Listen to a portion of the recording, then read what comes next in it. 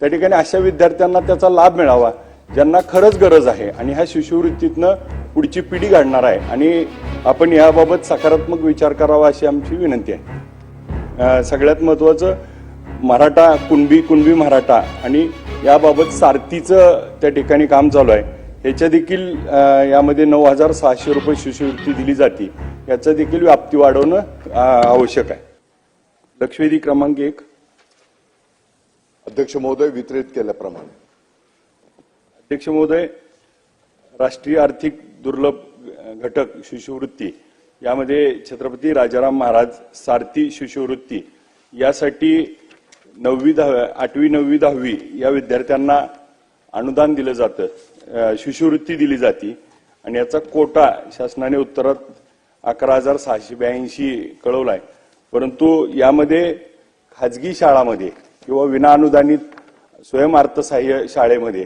त्याचं अनुदान त्या ठिकाणी त्या शिष्यवृत्ती मिळत नाही आणि मग ज्या मोठ्या शाळा आहेत जिथं लाखो रुपये फी भरून केलं जातं तिथं द्यावं अशी आमची मागणी नाही, परंतु ज्या ग्रामीण भागातल्या स्वयंअर्थसहाय्यावरती चालणाऱ्या किंवा विनाअनुदानित तत्वावरती आता बऱ्याच शाळा आहेत आणि मग चांगल्या शिक्षणाच्या विद्यार्थ्यांना ही योजना आहे, तर मंत्री महोदयांना आमची विनंती आहे त्याची गुणवत्ता, त्याचे मार्क, त्याची एखादी ही ठेवून त्या ठिकाणी अशा विद्यार्थ्यांना त्याचा लाभ मिळावा ज्यांना खरंच गरज आहे आणि ह्या शिष्यवृत्तीतनं पुढची पिढी घडणार आहे आणि आपण याबाबत सकारात्मक विचार करावा अशी आमची विनंती आहे। यामध्ये अजून एक मंत्री महोदय साहेब, यामध्ये सगळ्यात महत्त्वाचं मराठा कुणबी मराठा आणि याबाबत सारथीचं त्या ठिकाणी काम चालू आहे। ह्याच्या देखील यामध्ये 9,600 रुपये शिष्यवृत्ती दिली जाते, याचा देखील व्याप्ती वाढवणं आवश्यक आहे। मंत्री महोदय। अध्यक्ष महोदय, ही जी काही शिष्यवृत्ती योजना आहे ही केंद्र शासनाच्या शालेय शिक्षण व साक्षरता विभागाच्या माध्यमातून 2007-2008 पासून जे काही आर्थिक दुर्बल घटकातील जे विद्यार्थी आहेत या विद्यार्थ्यांमध्ये या परीक्षेच्या माध्यमातून हुशार विद्यार्थ्यांचा त्या ठिकाणी शोध घेतला जातो आणि या परीक्षेच्या माध्यमातून अशा बुद्धिमान विद्यार्थ्यांना सर्वोत्तम शिक्षण मिळण्याच्या दृष्टिकोनातून ही योजना सुरू केली गेलेली आहे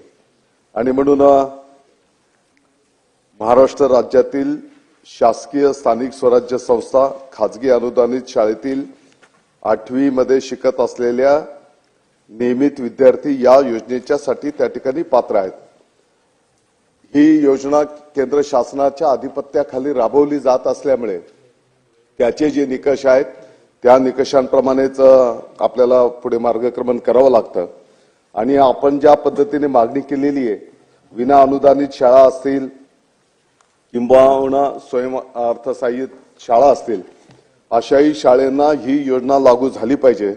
या संदर्भामध्ये 23/8/2024 ला महाराष्ट्र शासनाच्या वतीने केंद्र शासनाला विनंती करण्यात आलेली होती,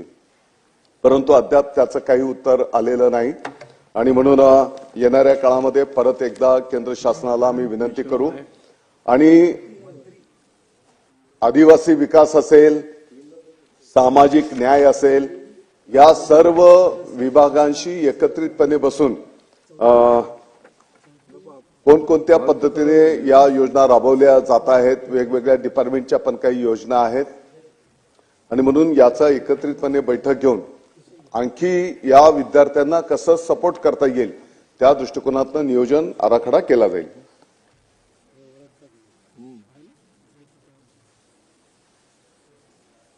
माझी मंत्री महोदयांना एवढीच विनंती आहे की आपण